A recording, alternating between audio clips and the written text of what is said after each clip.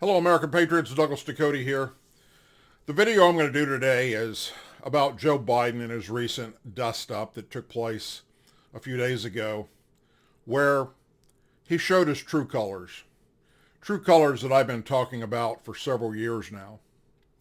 But before I do that, I'd like to say to all of those, I hope that you're having an okay weekend. It is Memorial Day weekend. Whatever you're doing, whether you're in an area that's open where you can go out and enjoy the weather, or you're in an area that's locked down, I hope that you'll remember what this day is about. Memorial Day weekend, Memorial Day, is the time that we remember all those that paid the ultimate sacrifice for the United States of America, those that died on the battlefields. This is a day that's very somber to me and many veterans. Throughout my time in the service, I served with some wonderful men and women that lost their lives. I myself came close several times. I'm blessed to be here today, and I wish that my brothers and sisters that aren't were. I'd like to say to all the Gold Star families out there, you're in my thoughts and prayers this weekend, this Memorial Day, and all days. So let's get on to today's video. For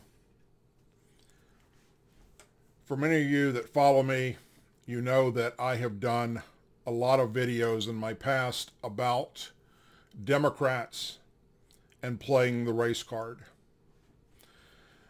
You know that I used to be a Democrat. I was born and raised a Democrat. It wasn't until I went off and joined the United States military that I was awoke, let's say, and realized how much damage Democrats were doing to our military. And as a soldier and someone that wanted to survive doing his job, I realized that the only way that was going to happen financially to have what we needed to do our mission was to have a Republican in office and a Republican Congress and Senate. I realized that the first thing Democrats did when they took office was they immediately tackled the military budget by slashing it drastically. But bigger than that, as I went about my military service and interacting with both Republicans and Democrats, whites and blacks, I kept thinking about the new narrative that was starting to come out, and that was that the Democrats were trying to say that Republicans didn't care about black people and that Republicans were racist. And every time an election would come up, the race card always came out. In fact, it's become embedded in the black youth of today, because the Democrats have said it so much, that the Republicans are racist. And so, therefore, a good 90% of all African Americans, all blacks, vote for Democrats. Sadly, they've been misguided, and they have followed those that are the true racist. Like I said, you can go back and you can look at many of my other videos. I'm not going to go into hashing all that out right now in this video. But if you want to look at racism throughout a party, the Democrat Party is that party. We have seen it firsthand throughout American history, the history that the Democrats are trying to erase. For instance, the Democrats were against freeing the slaves. They were against African Americans becoming prominent members of society. They founded the KKK. Throughout our history, it has always been the Democrats that have been trying to hold down the black person in America. So,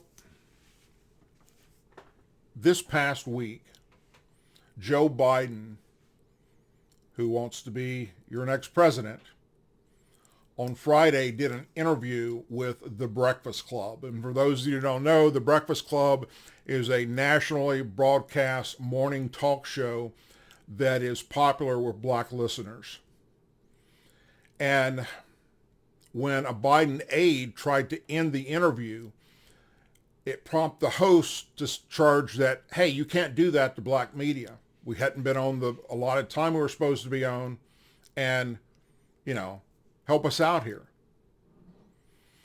Well, the presumptive Democrat presidential nominee stressed that his wife had an upcoming engagement, and he suggested that he would have to go, whether it was white media or black media, that it didn't matter.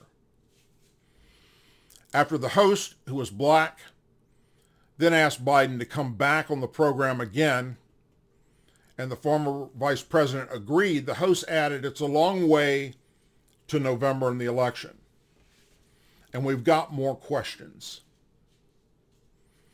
And that is where the true color of the Democrats came out in Joe Biden, when he said the following: I tell you, if you have a problem figuring out whether you're for me or Trump, then you ain't black. That's what he said on The Breakfast Club to prominently black listeners. If you vote for Donald Trump, you're not a black man or woman. Because, Donald Trump's the racist. The host responded that it has nothing to do with Trump. It has to do with the fact that I want something for my community. Biden fired back, take a look at my record. I extended the Voting Rights Act for 25 years. I have a record that is second to none. The NAACP endorsed me every time I've run. Take a look at that record. And the NAACP has come out and said that that's not true. We've never endorsed Joe Biden. So not only did he come out and basically show his true colors as being a racist, and that's not to say that all Democrats are racist, but the party as a whole has been the party that has held down the African American communities all across this nation. Look, the media is so blind to it. Robert Byrd, who was a senator,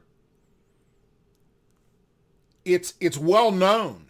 She's mentioned it in her writings. She's mentioned it in speeches that he was an icon that Hillary Clinton looked up to.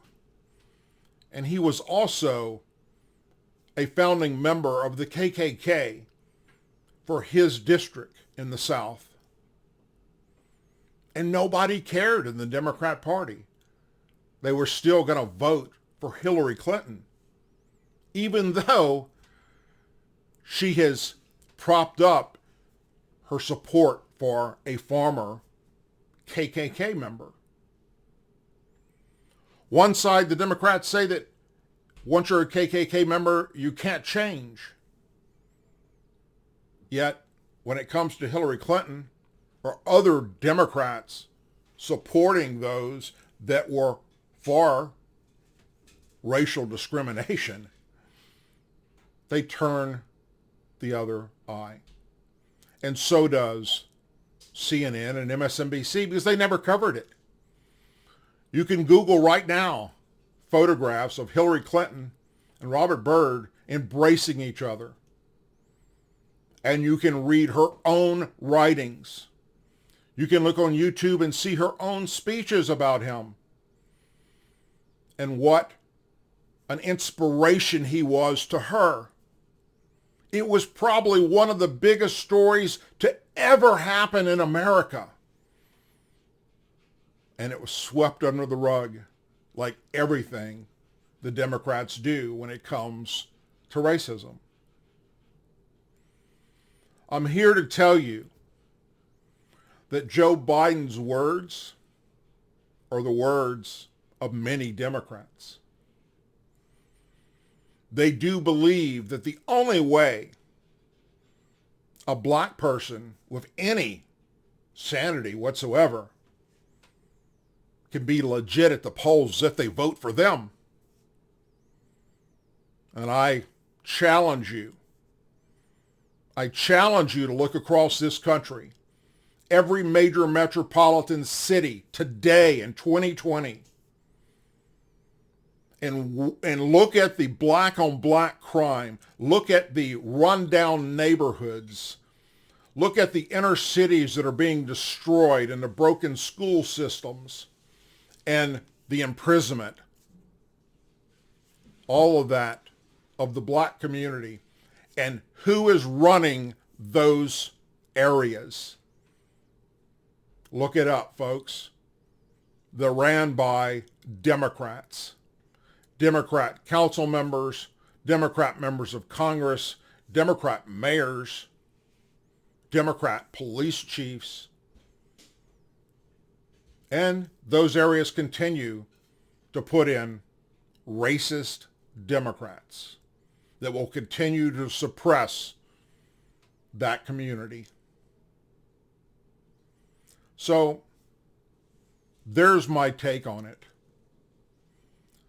For the most part, the Democrat Party as a whole is a racist party against black people.